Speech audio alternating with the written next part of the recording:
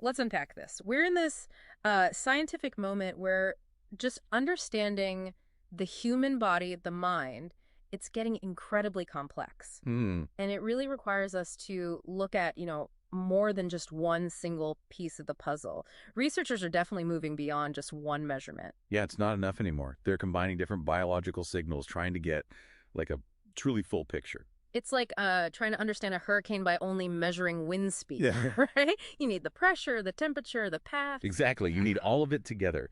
And for the body, that means we're bringing in brain waves, heart rhythms, blood flow changes, maybe brain oxygen, all at once. And that's what this deep dive is about. We've been digging into sources about these publicly available data sets that have exactly these kinds of signals. Things like EEG for brain waves, Right, electrical activity. ECCG for the heart signals, PPG, which uses light for blood flow, and fNIRS for brain oxygen Yeah. levels. So our mission really is to get a handle on what's actually in these data sets, what are the big hurdles in using them properly, and frankly, why overcoming those is just so vital for research. Well, the core idea, the power here, is synergy. I mean, putting signals together gives you insights you just can't get otherwise. How so? Okay, take EGG. It's super fast, right? Captures brain activity almost instantly. Mm-hmm. But it's kind of rubbish at telling you where in the brain it's happening. Ah. And you have fNIRS, much slower, reflects sort of the blood flow and oxygen changes linked to brain work, Mm. but it gives you a much better idea of location, at least near the surface. So you combine them. You combine them, and suddenly you start getting a picture that has both decent speed and a better location, which is, crucial if you want to understand quick brain state changes or how stress affects the brain and body together. Okay, that makes sense. So if I'm a researcher and I want this kind of rich multimodal data, where do I actually go? Our sources mention some key places. Well, yeah, PhysioNet comes up a lot. It's a major hub, loads of different physiological signals, clinical data too. Access can sometimes be tiered depending on, data sensitivity. And for the brain imaging side. Open Neuro is really central there. And crucially, they strongly push for using the BIDE standard, the brain imaging data structure. Why is that so important? Bides. Well, it's not just about tidy files. Using a standard like beads means you can actually combine data from different labs, different studies effectively. It like multiplies the power of the data. And the NIH, the National Institutes of Health, has been really supportive of these platforms and this whole data sharing idea. Got it. But just having the data, that's only step one, isn't it? The sources were pretty emphatic about the challenges. The data is messy. Oh, absolutely. Noise is a huge issue. And one thing that came up again and again was motion artifacts. Just movement. It's a massive, persistent problem for all these signals. Like just someone moving their head slightly. Or walking, talking, blinking even.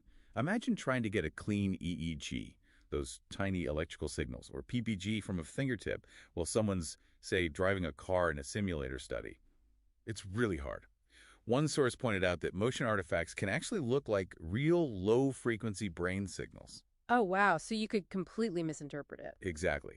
If you're not super careful with filtering and cleaning, you could draw false conclusions about what the brain's actually doing. And it's not just motion, right? There's other noise. Yep. Muscle activity, like clenching your jaw, can swamp EEG. Ambient light can mess with optical signals like... By the way, these charts are obviously fake. There should be a disclaimer at the bottom of the page. And yes, there's a human in the loop. If you have any questions, go for it.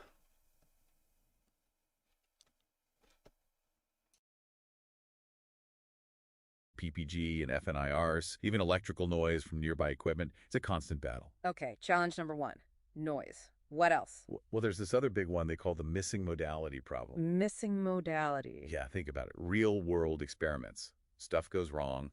A sensor might slip off, or maybe a battery dies, or one recording channel just fails halfway through. So the data sets often aren't complete. You have gaps. Ah, so you might have EEG data, but suddenly the paired ECG data drops out for a bit. Precisely.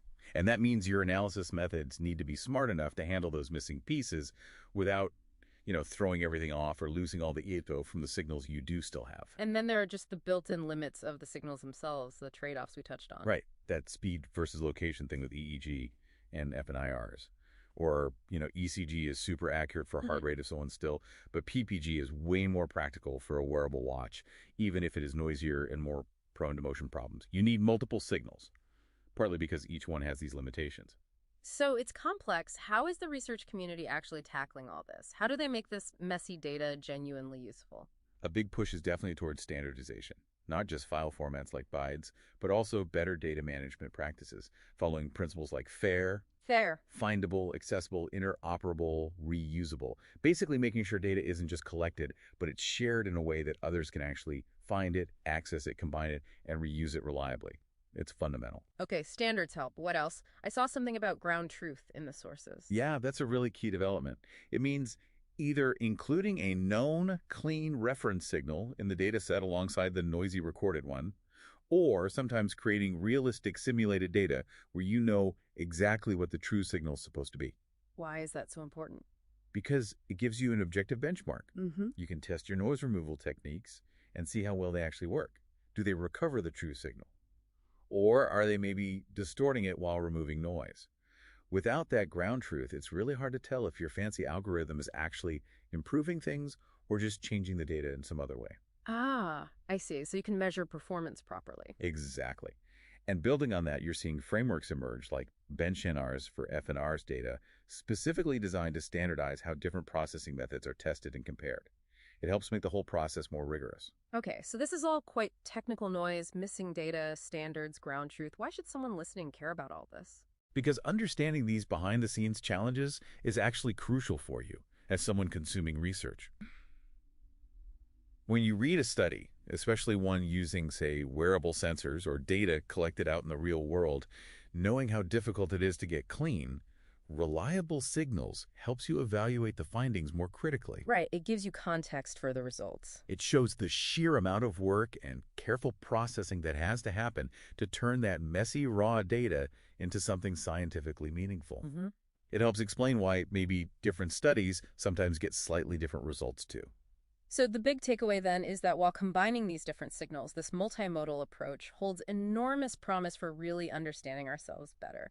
It comes packaged with some really significant practical challenges, especially around keeping the signals clean and dealing with incompleteness. And that gets even harder as we try to collect data outside the nice, clean lab environment. Absolutely, that's the core tension. Which kind of leaves us with a final thought, doesn't it? As we develop more wearable tech and we get better at collecting all this biological data from people living their normal, messy lives, Yeah, out in the wild. the data inevitably gets noisier, more fragmented. So the big question, the ongoing challenge for the field is, how do we balance that really important push for real-world relevance with the absolute need for data that is clean enough, reliable enough, that we can actually trust it to build solid scientific understanding of health and behavior? That's the tightrope they're walking. Right. Finding that balance between ecological validity, real worldness, and the signal quality you need for robust science. It's a constant push and pull.